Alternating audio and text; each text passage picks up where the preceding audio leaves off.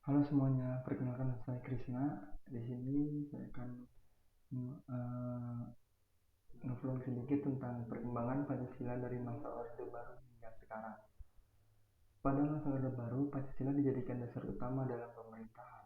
Presiden Soeharto menegaskan bahwa Pancasila adalah satu-satunya asas dalam kehidupan berbangsa dan bernegara.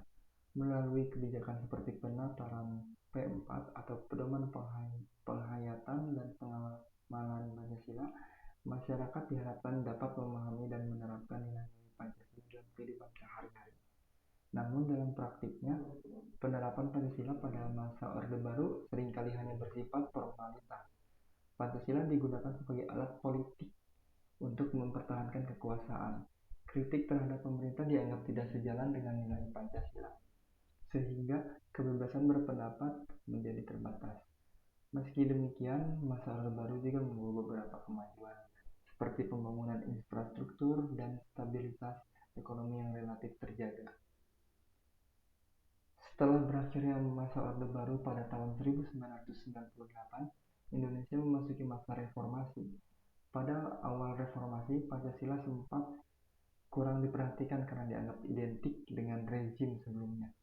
Namun seiring waktu, muncul kembali kesadaran bahwa Pancasila tetap relevan dan penting untuk menjaga persatuan serta keadilan sosial di tengah kehidupan demokratis yang semakin terbuka. Di era sekarang, tantangan penerapan Pancasila menjadi semakin kompleks.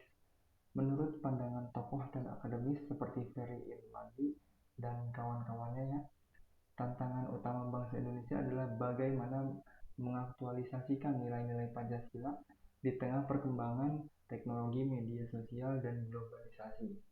Ferry Irwandi menekankan bahwa Pancasila tidak cukup hanya dipelajari, tetapi juga harus dihidupkan dalam tindakan nyata, dalam sikap, perilaku, dan keputusan sehari-hari.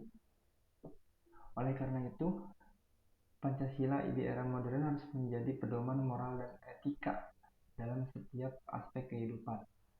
Nilai-nilainya perlu diaktualisasikan dalam dunia pendidikan, ekonomi, hingga interaksi sosial di masyarakat digital. Pancasila bukan hanya ideologi, melainkan juga panduan hidup membangun bangsa yang adil, beradab, dan berkepribadian. Terima kasih.